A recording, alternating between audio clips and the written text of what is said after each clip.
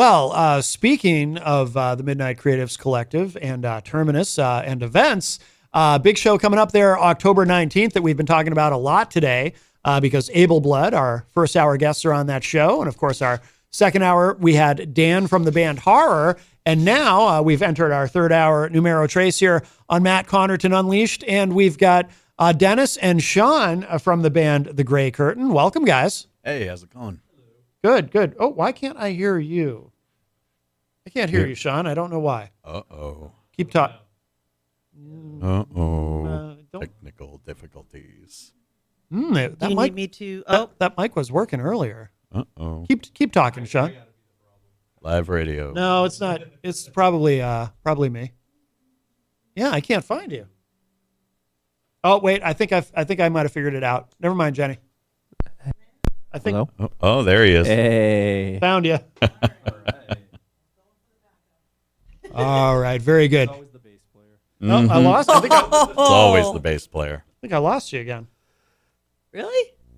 Well, wait. So, Is there a gremlin in the microphone? There might be. There's a Oh, gremlin my. on the mic. This is weird. I was just Want to watching watch that me movie. stand up again? I found you again. Which Hello. one, though? The first one. Oh, okay, good. Okay. There we go. I'm not going to touch anything else, and hopefully we don't lose you again. All right. It's funny. I said that mic never fails us, and then I have a problem with it. That's funny. Anyway, wow, live radio. You jinxed it. I know. Apparently, I did. Jenny warns me about that too. She's like, "Don't." Jinx See? it. She says, "Don't jinx it." And then I This jinxed is your fault. it. It is. It is. Oh. That's I'm fine. going to remind you the rest of the day. Told you not to go there. Well, guys, welcome. I'm looking forward to talking to you, and we're going to play some of your tracks too. But yeah, tell us about your band, The Gray Curtain. I started the band in 2014. Basically, I put out a couple of songs, just me and an acoustic guitar, and there was a battle of the bands, online battle of the bands over at Foxwoods, and I ended up placing fourth out of like 189 bands, Yeah. which was just mind-boggling to me. So it was you just submitted. You just had to submit your music. and- That's all I did. Okay. And so they called me up and said, "Yeah, we're going to do a live battle of the bands over at Foxwoods, in a couple of weeks. We'll see you and your band there." Yeah. I hung up the phone all excited, and then I went, "Wait, I need a band." So, oh my God. yeah. So it took a few days to get a few guys in on the project. Unfortunately, everyone that was part of the band at that point have all come and gone. Done. Gone on to do their own things. Sean has been a close friend of the band for many years, doing his own band, Inman. Okay. But recently, over the last 2 years or so, I've needed new bandmates, and Sean was the first person I called. And we're actually currently looking for a keyboard player, synth player, but we're trying out drummers currently because, as you mentioned, the Terminus show on the 19th, we're going to be saying goodbye to the drummer we currently have, Joe Zaffarano. Okay. Mainly because he's just in way too many projects. He's in the Negans, who are going to be playing the show with us. Yep. He's in Guello. I think I can't remember if he's full-time or part-time with Rags to Stitches. But he's in a lot of other projects, and with the amount of shows that we're planning on doing, it was better if he bowed out. It's funny because that comes up. This subject specifically comes up all the time on the show. Every drummer is in like 10 different bands. They got to be. Yeah. They're a rare resource in this area right now. Well, So- my theory is, and longtime listeners have heard me say this 1,000 times, but when you're growing up and you first become interested in playing a musical instrument, you go to have the conversation with your parents Yep. about what you're going to play. Yeah, If it's not drums. if it's the drums or the tuba, they're going to try to talk you out of it. oh yeah, so absolutely. So that's my theory, because every drummer is in 10 different bands. Yeah, It's, my dad was a drummer, so it's he knows what it's like to stretch himself thin in multiple projects. Yeah. But basically the band was started by me. Just I started writing stories and basing my music around these stories. Yeah. Henry Miller said the best way to get over a woman is to turn her into literature. So I did that with all my hurts, habits, hang-ups, all my bullies, all my traumas, Yep. PTSD, my depression, my nightmares, my addictions, and made all of these feelings, all of these past characters and whatnot in my life into citizens of this cursed town Okay. that can't leave. And all of our music is based around the people and events that happen in this town. Okay. Yeah, something we talk about a lot on the show. It comes up quite a bit. In fact, it came up with Dan from the band Horror in the last hour is talking about, taking problems and doing something creative with them. Yeah. Whether it be, and I get, I'm someone who struggles with depression, so I can certainly relate to that aspect of it. But taking, whether it's that, whether it's some sort of trauma, whatever it is, taking these things that happen to us, but then doing something creative with them, actually making something out of them that other people can then relate to and enjoy. I think that's the best therapy that there is, really. That's exactly what I say. Yeah. Whenever I get off stage, people will approach me and tell me how, my songs are helping them in some way through their depression. And we played a show in Maine recently, and a young woman, I won't go into details on her name or anything, but a young woman approached me and told me how she had been thinking about ending her life, and she felt very attached to a couple of our songs and made her feel better. Really? Wow. That is basically the key element of what I try to do. I try to help people who feel like I feel, think how I think, feel better, and try to make it through the day just a little easier each day. Yeah. So I say it all the time. It's like, this is the best form of therapy there is. Absolutely. Was that your goal from the beginning, or did it kind of become that? The Gray Curtain, yes. I've been in 14 bands, and Wow.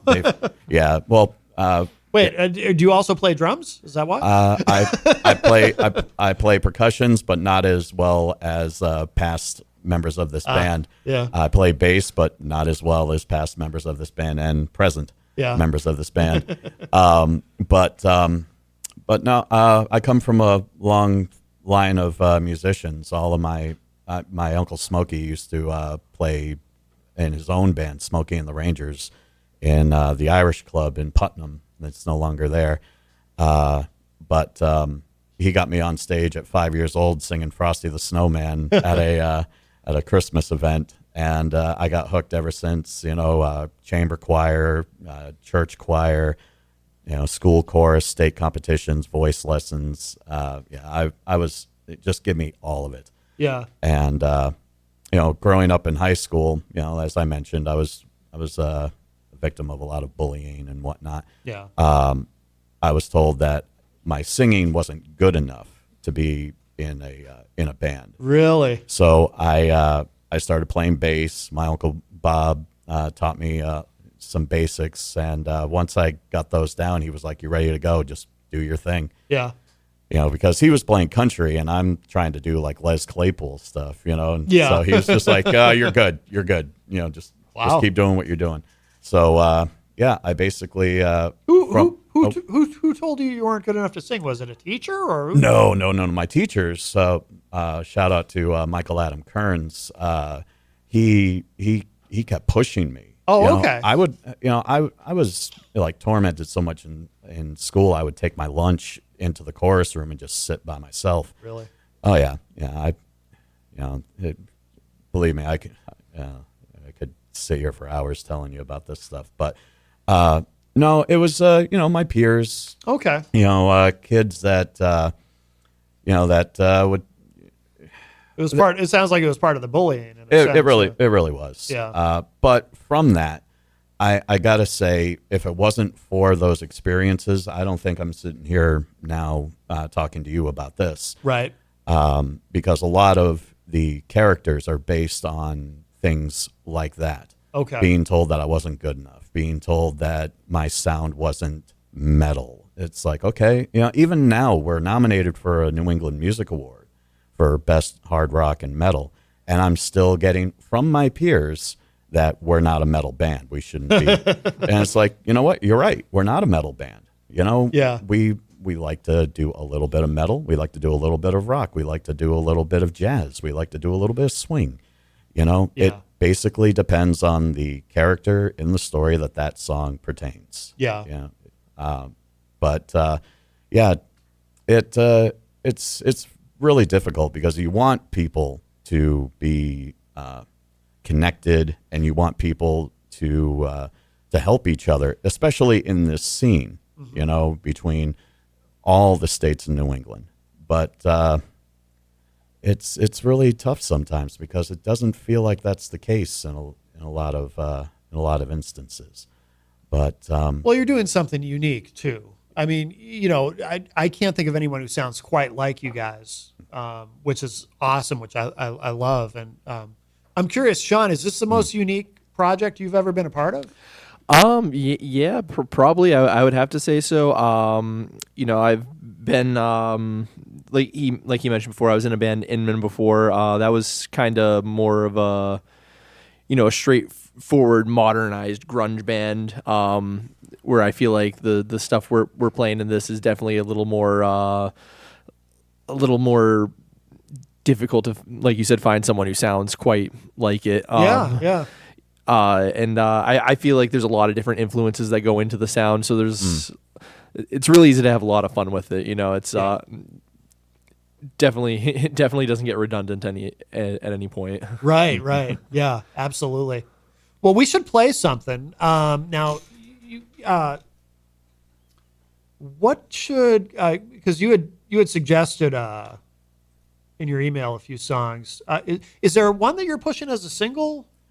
well, the first album, Shadow of a Man, a lot of people like the opening. Yeah. The second album, we didn't get a chance to really play all that much before the mass outing of the members I had. Right. So we could do the title track from that album then. Oh, the Florist? Yeah, the Florist. That was one of Yeah. the ones you had suggested. Yeah. Yeah, the Florist. I think. Oh no, that wasn't one of. Oh no, that was. Yeah, I'm sorry. You know what? In my mind, I'm conflating the album with the song. Yeah.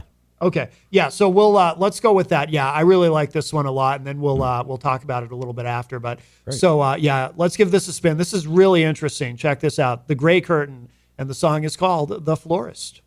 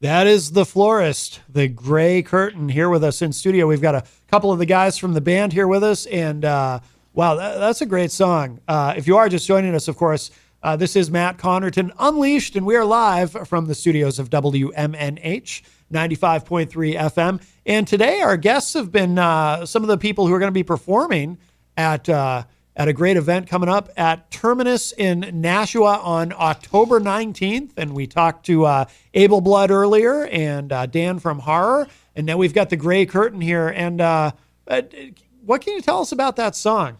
Well, the song and the album are based around a elderly florist from the town of Apathy. All of the Gray Curtain albums are going to be based around citizens of the town of Apathy. Okay.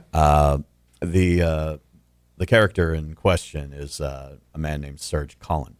He loses his wife to cancer, and he develops. He finds this plant in the basement of his now dilapidated flower shop. He sells everything to try to get his wife some treatment. Yeah. And she ends up passing away anyway. And he goes down to the basement of this flower shop and finds this.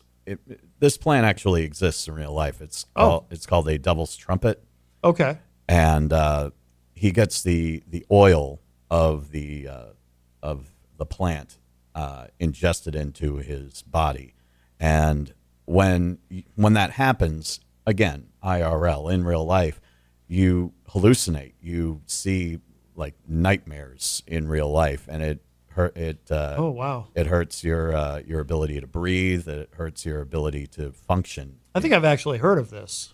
And he ends up hearing the voice of his dead wife telling him that if he plants the women of the town into the ground like seeds, she will blossom like a flower from the earth, and they will be together again. Okay. And the entire album is about his quest to get his wife back by doing this. It's one for the kids. Yeah.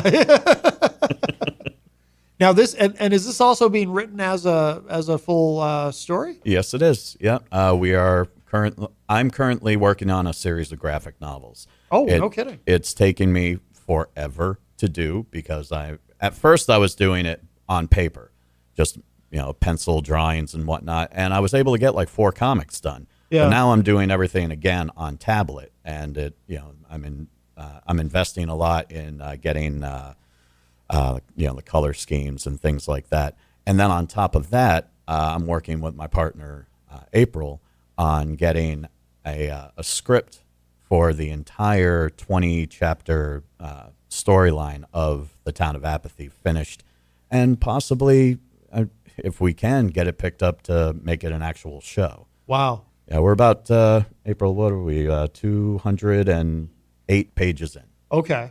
Yeah. 208 of. I mean, how much do you think it'll end up being? We Any idea? 315 pages, I think, is what we're going to stop at, because then we've got about 9 episodes. Okay, so you figure you're about 2/3 of the way. Yeah. Into Absolutely. that. Yeah. Yeah. Wow, that's a lot. No, that's great though. That's a great undertaking. Yeah, and the florist storyline is part of that script, and I've already got about 20, 30 pages or so of the graphic novel for the florist and Shadow of a Man, the first album completed. Okay. Yeah, I was curious to ask you about that too, because we're going to play. I like this track, the opening that we'll play in a couple of minutes. But I'm curious about Shadow of a Man, and does this also have like the florist? Does this also kind of have its own story? Or? Oh, they all do. Yeah. Shadow of a Man is more autobiographical. However, in 2012, I went through a downward spiral where I attempted suicide. I was caught. But I based Shadow of a Man on what happened to me during that time. I lost the love of my life. She is currently not speaking to me because of the man that I was back then. Okay. Rightfully so. And I based the character Nathan Noth on me. His name originally was going to be Noth Guile, but I thought that was a little on the nose because that's my last name backwards. Oh, no kidding. Yeah. Yeah, the album takes place in the last day and a half of Nathan's life. Okay.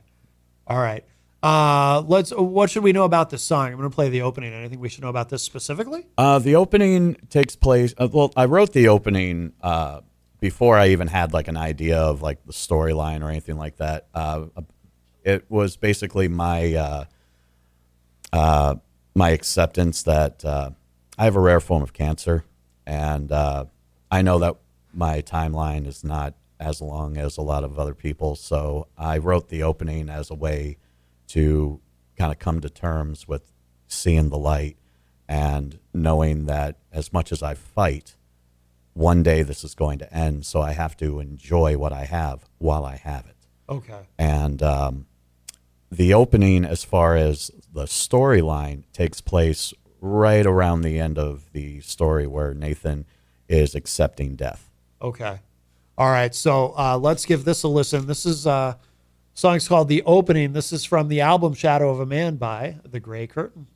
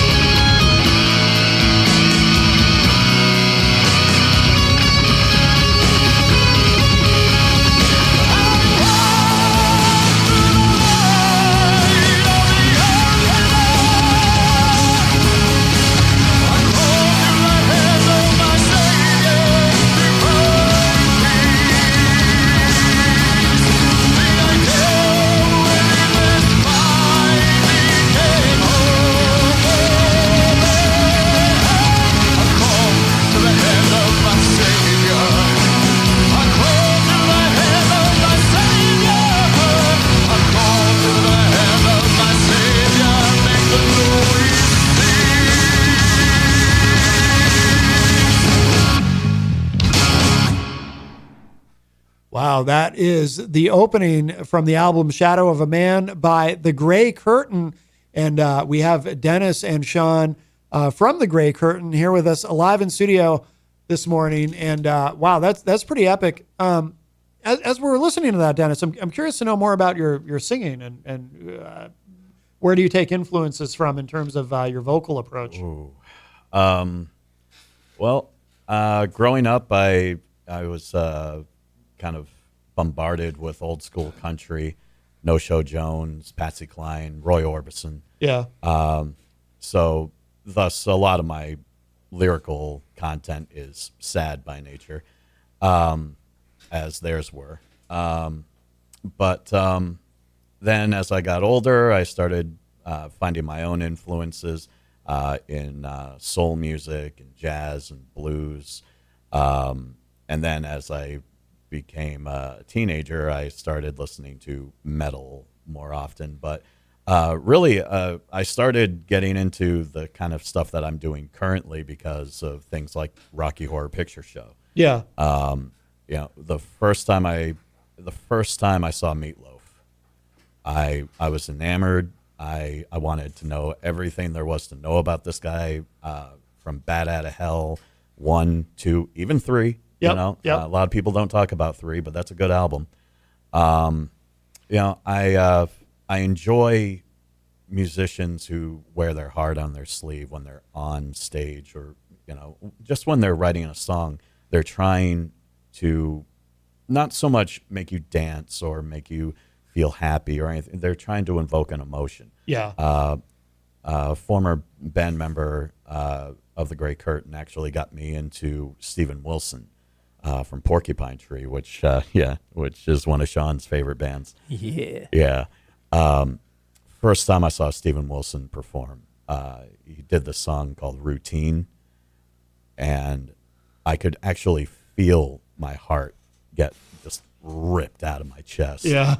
And a lot of people don't go to a show, wanting that, but I Right, do. right. I want to feel an experience when I go to a show. Yeah. Yeah. Yeah. So and that's where where I take a lot of my influence from. Seeing Rent on Broadway, and then the very next day going to see Metallica play at Woodstock '99. It's basically like those two things are what makes the Gray Curtain. Yeah. That heavy edge with the emotional baggage. Yep. Yep. Did your approach change at all between these two albums? I mean, obviously they have different themes to them, but Well, my old band members did all the recording, did all the mixing. So all of the what's the word I'm looking for? All of the kudos goes to them for the way that these albums sound, as far as production. But as far as approach, the first album, we basically went into it like we need to get this sound out there. A lot of people are asking for some sort of hard copy. And by the time we got to the second album, nobody listens to a hard copy anymore, So we only got maybe like 50 copies of the second album, and we were like throwing them around at people. Yeah. A lot of people just listen to our streaming nowadays. Sure. But the approach was basically just like with the characters. The first album was very melodramatic, very dark, very Edgar Allan Poe. The second is very horror movie. It's very John Carpenter. It's very Stephen King. And that's what we try to do. As far as like what I try to do when I'm developing a story. The one that we're currently working on is about two killers, and they both have two lists that they have to complete. The main the main antagonist of the story basically allows one of them to go free of this town that no one in the town can escape. And the first killer that can complete their list of 10 is allowed to leave the town, no strings attached. So we're able to take from that brief description of the storyline and go, okay, well, what kind of album is this going to be? Yeah. What kind of songs are we going to put together for this? And this is going to be more of like a action type of, I don't want to say gory type of thing, but a lot more intense Okay. album than the other two. Okay. Will you be recording? Well, where did you record the newest one? The one? In my former drummer's house. Okay. He had a recording studio in the basement of his house. Yeah. And we mixed in the sunroom, like a sun porch. Yeah. So you did the entire album there? Yep. Yeah. Yep. Okay. The whole thing was homemade. Yeah. We didn't have to go to a studio. Obviously, with this next batch of songs, not going to be the case. Right. but and the worst part too is like I still love those guys. Yeah. I got nothing but love for everybody, every single person that has helped me along through this ride, present and past, has made this band better. Yeah. So I will never say a ill word towards any member that was. We were just talking during the opening of past members, people that I wish were still in this band. Yeah. People that I understand why they left. But as far as where we're gonna go, as far as like recording in the future, who knows? Yeah. Who knows? We obviously gonna have to go to a studio. Yeah. But, Well, you've got plenty of options. That's the good news. yeah. I keep hearing people tell me, oh, you should go here, you should go here, you should go here. But right now we're still in I think we've only got like 7 songs, and I want this thing to be, it's kind of a moot thing to say nowadays with physical copies being, the thing of the past, I guess, which makes me sad. Yeah. Well, a lot of our guests are still putting out, physical copies of CDs, but I think my theory though is I think most of those never actually get played. It's just if you're really a fan of somebody, it's nice. Same thing with vinyl. Yeah. I mean, vinyl. I think now vinyl is outselling CDs. I think it is too. Yeah. But if you buy somebody's vinyl, a brand new vinyl in the package, it probably most people I'm sure never even open it. Yeah. It's because they're such a big fan of that artist. It's cool to have the vinyl. Yep. Absolutely. And kind of collect it. But yeah. You explained it a lot better than I did. Where it's like, yeah, people are still collecting it. I still have CDs. I still have tapes. Yeah. One of our main crew guys, his name's Foley. Shout out to Foley. His wall is nothing but cassette tapes. He's got vinyl for days. Yeah. And it's just like what you said. If you appreciate it, then you will buy it. yeah. But what we're trying to, what I'm hoping to pitch, and what the guys hopefully will go along with, is a double album. Really? Okay. One album's worth of material for each killer. Oh, that's cool. Yeah. Yeah. So I'm hoping that we can get that out there, I don't know, within the next couple of years. Yeah. Yeah. Oh, that's a great concept. I can relate to what you were saying about Meatloaf, by the way, because I was such a big fan growing up. I actually have his I did. I don't know where they are now. I don't really keep any. Speaking of physical copies, I really don't keep physical copies of anything anymore. But I always bought his non-Bat Out of Hell albums too. Like Blind Before I Stop and what's the I can't even remember the titles now. It's been so long. But yeah, I actually that's a friend of mine joked with me once because I had all these obscure albums of Meatloaf that nobody else cared about because they didn't have Bat Out of Hell in the title. And a friend of mine said, he probably knows you. Like he probably knows who you are because you're the one guy who actually bought these other CDs. Like if you ever met him, he'd be like, "Hey, I know you. I heard about you. They told me you were real, but I didn't think you were." Eleanor in the chat room says CDs are totally in. We still use Super Dupes in Salem, New Hampshire. Shout out to Bruce Bannett. Oh, there you go.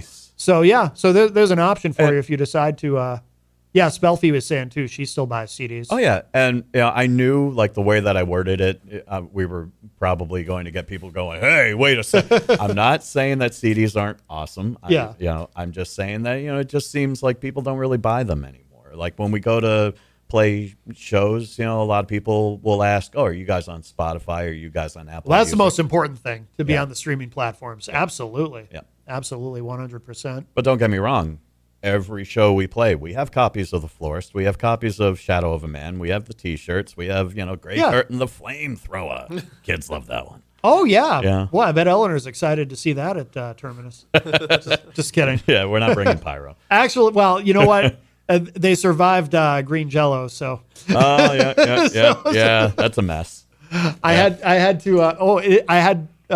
was there on Tuesday of this week for a meeting with Eleanor, and I asked her, because actually Jenny's the one who kind of put that ball in motion as far as booking green Jello there. But I asked They asked me for a venue. yeah. Because we when they were in town, we had them on the show, and but I asked Eleanor, I said, did anything get broken that night? I was just curious, but I apparently nothing did. So That's good. or at least nothing important. So that's good. But yeah, that was a hell of a night. But yeah, that's cool. We should remind people, of course, October 19th, you're going to be there. Yep, absolutely. At Terminus. Also with we had Able Blood in the first hour. They're going to be there, and Horror is also going to be there at that show. Who was here with us in the second hour. Also, do you still have it in front of you, Jenny? I'm kind of doing this from memory. Dead Harrison, of course, will be there October 19th. They will, yes. The Negans. Yeah, and, Joe from the Negans is going to be playing double duty with us and the Negans. Oh, very cool. It's going to be his last show with us, unfortunately. And they're going to have a haunted house. Yeah, Yeah. I heard about that. Oh, Bonus. here we go. I find it. Oh, Questing Beast. That's who I was forgetting. I love that name, Questing Beast. I just think that's a cool name. So yeah, so that's going to be a big night, October 19th at Terminus in Nashua. So, and of course, we'll definitely be reminding you all of that as it gets closer. But guys, we are. I want to get one more song in, and it's a long one, so we will. We'll begin to wrap up, but what should people know about where to follow you guys online, how to keep up with everything that you're doing? Basically, we're on Facebook. Basically, type in The Grey Curtain. It'll either show you pictures of curtains or it'll show you us. But yeah, we're on Spotify, Apple Music. We're on Bandcamp. We're on YouTube. Just type in The Grey Curtain and it'll take you to one of our pages. We're also on Facebook, Instagram, all of the streamings, all of the social medias. Yeah, very good. Oh, and we should tell people too, it is Grey. Yeah, a lot of people get that confused too. Yeah, Grey. The Old English. Yes. Does the name ever get spelled wrong? Oh yeah, all the time. Does it? All the time. Yeah. Oh, yeah. I work for Meals on Wheels, and like people find out that I'm in a band. They're like typing it in. They're like, "Oh, we can't find you." I'm like, "Oh, it's E. Yeah. EY." Yep. All right. Well, very good. Well, thank you guys so much. We are going to play one more track to close out in just a moment. Thank you to everybody who joined us today on this Saturday. And Jenny, you want to plug your website? Absolutely. You can go to jencoffey.com, JENNCOFFEY.com. Check out the blog, and you can find my report on the White House Medical Debt event, as well as information on Spellbound, the next Mosaic Art Collective show. Yes. Very good. So we'll close out with this song. Like I said, it's a long one, but this Clip the Stitch from the album The Florist by The Grey Curtain. And what should we know about this before we play it? This takes place in the part of the story where Serge, the florist, starts seeing and hearing his dead wife telling him what he needs to do to get her back. Okay.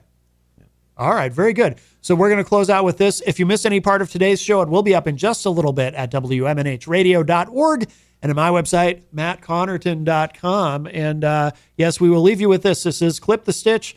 The band is The Grey Curtain. And thanks, everybody. We'll talk at y'all a little bit later.